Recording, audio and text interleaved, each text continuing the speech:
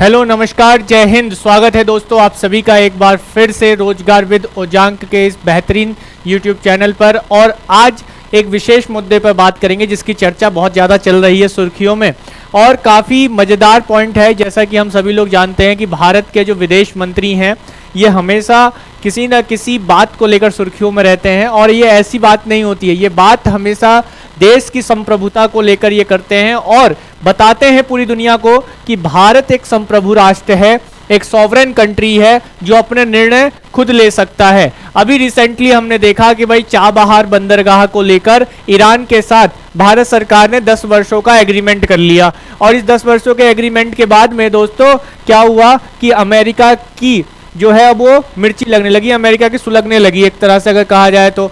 क्यों कहा जा रहा है ऐसा? कारण ये है कि अमेरिका का कट्टर दुश्मन है ईरान। अब ईरान जो कट्टर दुश्मन है अमेरिका का, तो अमेरिका ये चाहता है कि भाई भारत भी उससे दुश्मनी रखे, कोई और देश जो है उसके साथ कोई संपर्क ही ना रखे। ऐसे ही अगर हम देखें दूसरे देशों के साथ, तो जैसे रूस के साथ भारत के अच्छे संबंध है, तो अमेरिका पहले भी ये कहता रहा है कि भारत को जो है रूस के साथ कोई दोस्ती या मित्रता नहीं रखनी चाहिए, उसे अमेरिका का साथ देना चाहिए और रूस से सभी रिश्तों को तोड़ देना चाहिए। जबकि हमने देखा कि भाई पूरी दुनिया ने उस पर प्रतिबंध लगा दिए थे रूस पर अभी, लेकिन भारत ने लगातार जो है वहां से ट्रेड किया, अपना व्यापार किया। तो भाई हम संप्रभु राष्ट्र किसके साथ दोस्ती रखें, किसके साथ कौन सा एग्रीमेंट रखें, ये हमारे ऊपर डिपेंड करता है, ना कि अमेरिका जैसे देश जो है हमको बताएंगे कि भाई आपको किससे दोस्ती रखनी है, किससे नहीं रखनी है। तो अभी रिसेंटली एस जयशंकर जी का जो जवाब आया, जो स्टेटमेंट आया है इसमें लेकर, उन्होंने यही कहा है कि अब जो है दुनिया पर अमेरिका का वर्चस्व धीरे धीरे कम होता जा रहा है, खत्म होता जा रहा है। 21वीं सदी जो है वो अमेरिका की सदी नहीं है, कोल्ड वॉर अब खत्म हो चुका है और यहाँ अब जो सदी है ये भारत की सदी है, एशिया की सदी है जो 21वीं सदी है। तो रूस के बाद ईरान से जो दोस्ती हुई है भारत की, इसके बाद अमेरिका का वर्चस्व पूरी दुनिया पे एक तरह से ये बताया गया खत्म हो रहा है, एक होल्डिंग खत्म हो रही है।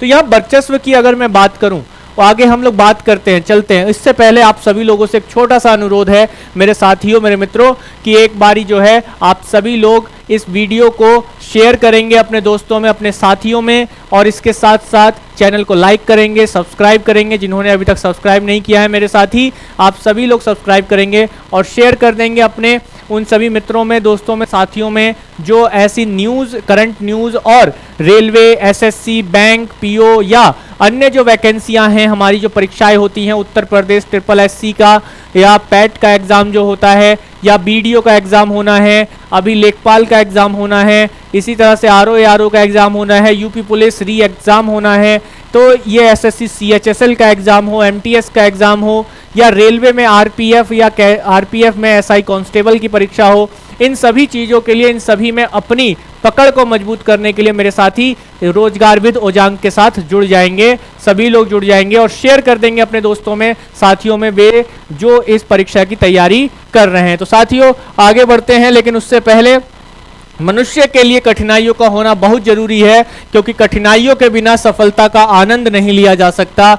ये शब्द हैं, ये लाइनें हैं डॉक्टर एपीजे अब्दुल कलाम की, जो कि भारत के मिसाइल मैन कहे जाते हैं और इसके साथ साथ हम देखते हैं कि ये भारत के राष्ट्रपति पद पर भी रहे और एक महान वैज्ञानिक के रूप में पूरी दुनिया में ये जाने जाते हैं। भारत को अग्नि की उड़ान इन्होंने ही दी, यानी कि रॉकेट या मिसाइल मैन के रूप में इन्हीं को ही जाना जाता है। तो इन्होंने ये, इनके जो शब्द हैं बड़े ही अच्छे यहाँ पे इन्होंने बोला कि जब तक कठिनाइयाँ ना हो मनुष्य के जीवन में, वो सफलता का आनंद नहीं ले सकता है। तो अपनी कठिनाइयों से घबराओ नहीं, कठिनाइयों पर विजय प्राप्त करो और जब कठिनाइयों पर आप विजय प्राप्त कर लोगे तो आपको अपने आप ही लगेगा कि हाँ भाई हाँ, हमने जो है बड़ा आनंद लिया, बड़ा मजा आया। तो भाई अमेरिका जो है, अमेरिका लगातार पूरी दुनिया पे अपना एक वर्चस्व कायम रखता रहा है और वो चाहे वो युद्ध के माध्यम से हो, अर्थव्यवस्था के माध्यम से हो, या किसी भी देश के चुनाव को प्रभावित करके भी वह पूरी दुनिया पर अपना वर्चस्व स्थापित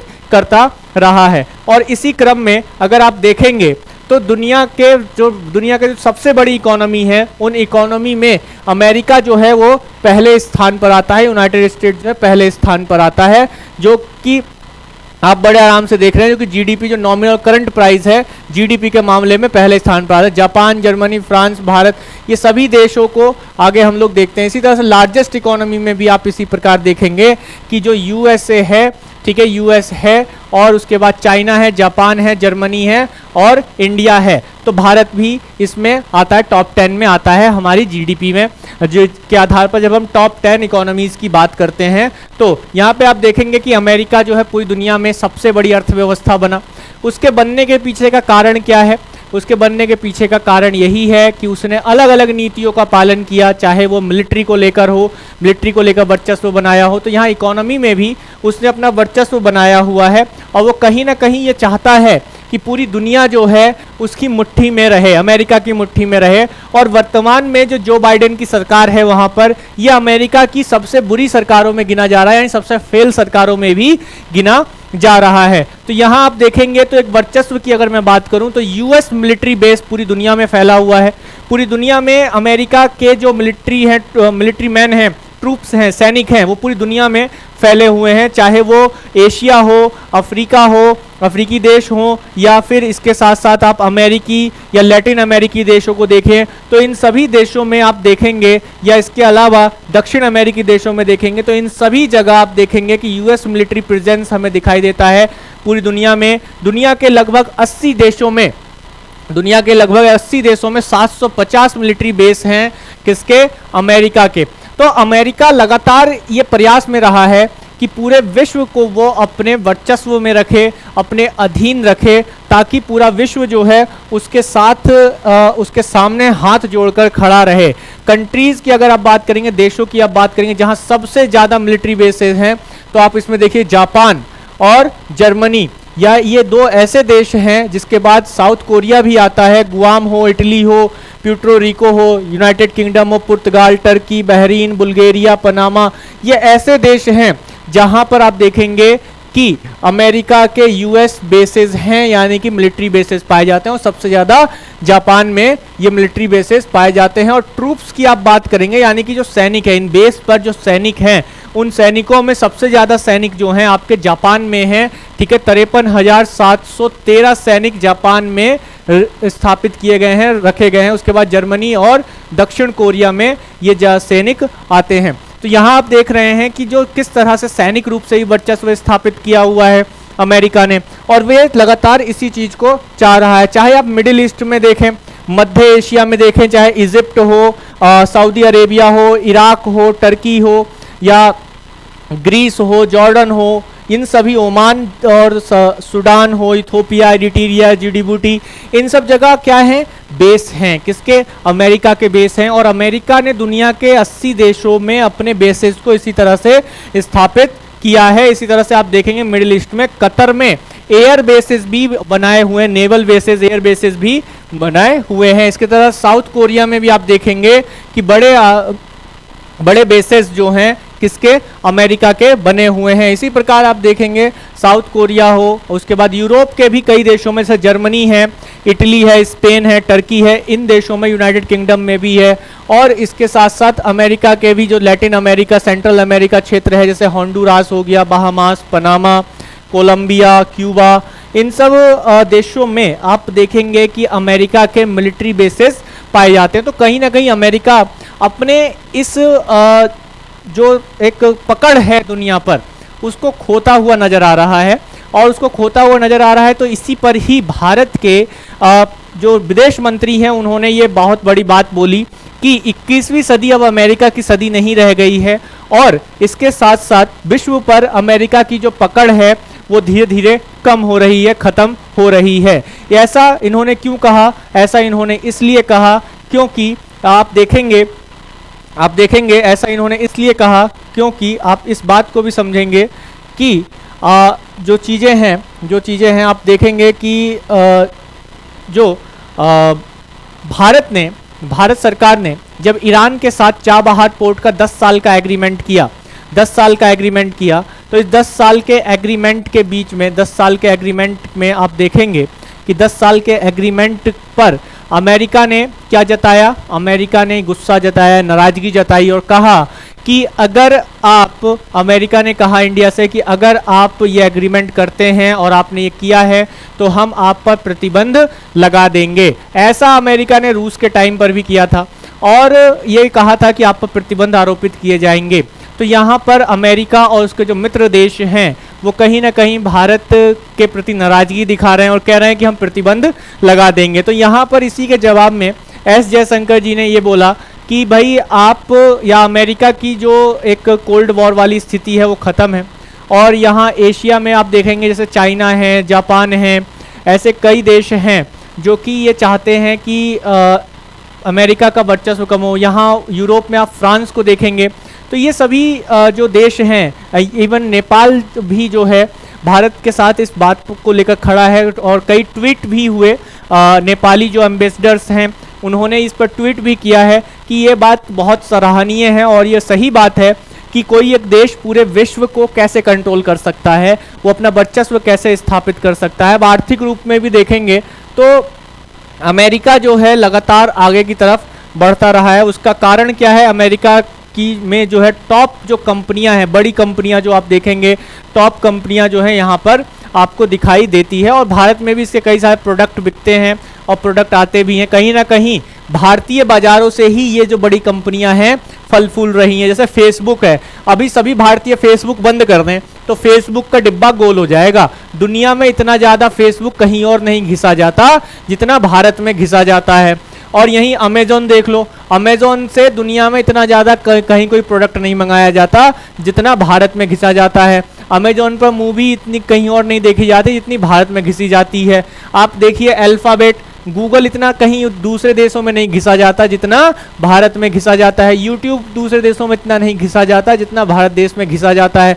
अगर भारतीयों ने बंद कर दिया तो ये सारी कंपनियां जो हैं टन टन गोपाल हो जाएंगी, ये सब गायब हो जाएंगी। तो यहाँ पर अमेरिका को ये बोलते हुए समझना चाहिए कि विश्व के सबसे बड़े लोकतांत्रिक देश का, विश्व के सबसे बड़े लोकतांत्रिक देश का अगर विदेश मंत्री आपको ये कह रहा है कि 21वीं सदी अमेरिका की सदी नहीं है तो मान लेना चाहिए भाई नहीं है, क्योंकि हमारी पॉपुलेशन हमारी स्ट्रेंथ है, ना कि हमारी कमजोरी है। हमारी जो युवा जनसंख्या है वो हमारी मजबूती है। तो मेरे साथियों, अगर आप इस बात से इत्तेफाक रखते हैं तो कमेंट में यस जरूर बोलिए और थंब जरूर प्रेस कीजिए और इसके साथ साथ शेयर कर दीजिए अपने दोस्तों में रोजगार विद ओजांक को, ऐसे ही मज़ेदार वीडियोस पाने के लिए और समझने के लिए मुद्दों को। तो यहाँ पर टाइम जो है अब चेंज हो रहा है ना, न्यू माइंड सेट, ठीक है, नया माइंड सेट अब चेंज आ रहा है पूरी दुनिया में।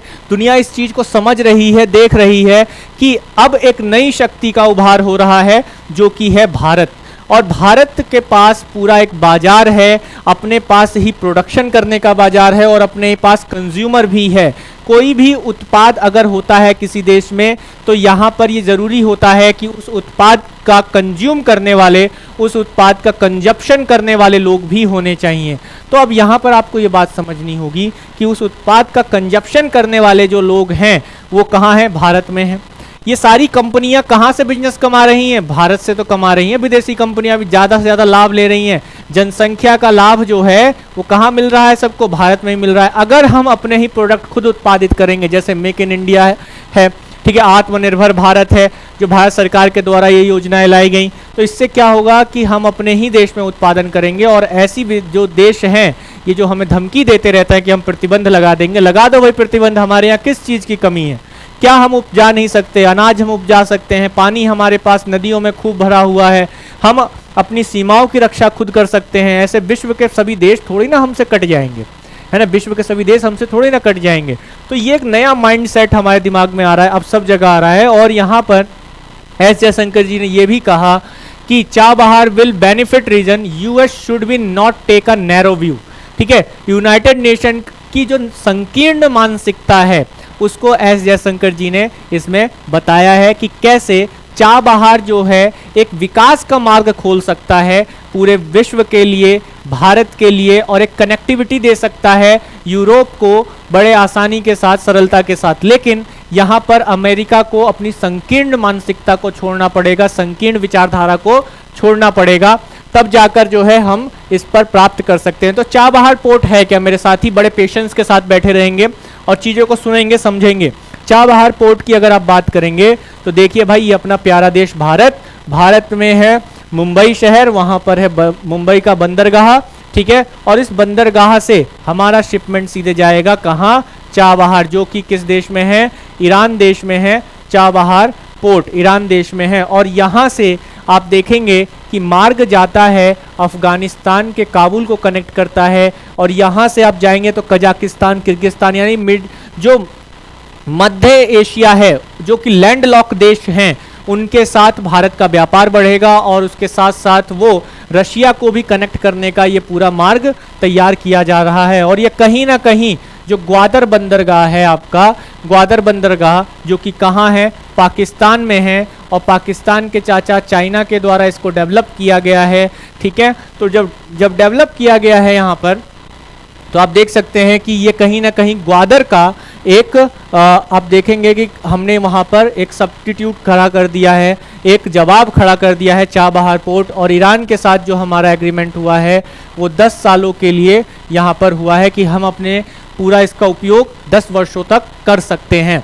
तो इससे ना केवल एशिया के इस क्षेत्र का विकास होगा, एस जयशंकर जी ये कहना चाहते हैं कि अमेरिका कहीं ना कहीं, अगर मैं कहूँ, मैं भी अगर अपने विचार यहाँ प्रकट करूँ, तो अमेरिका कहीं ना कहीं इस क्षेत्र को शांत रखना ही नहीं चाहता है। ईरान इराक वाले क्षेत्रों में वो चाहता है कि हमेशा धमाका होता रहे, बमबारी होती रहे, ठीक है। वो कभी चाहता ही नहीं कि एरिया शांत हो। भाई यहाँ के लोगों को रोजगार मिलेगा, यहाँ के जो लोग हैं वो पढ़ेंगे लिखेंगे, यहाँ के जो बच्चे हैं वो हथियार नहीं उठाएंगे क्योंकि उनको रोजगार मिलेगा। रोजगार कैसे मिलेगा?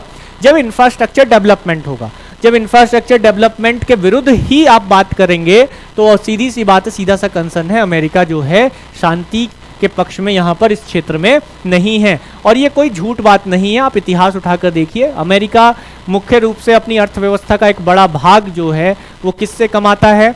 वो कमाता है हथियारों के बेचने से। और जब चूंकि हथियारों को वो बेचता है तब उसकी अर्थव्यवस्था का एक बड़ा हिस्सा आता है। तो वो युद्ध चाहता है, विश्व में कहीं ना कहीं वो युद्ध चाहता है, किसी ना किसी देश के इलेक्शन को वो प्रभावित करता है। ऐसे बहुत सारे आपको देखने के लिए चीज़ें मिलती हैं।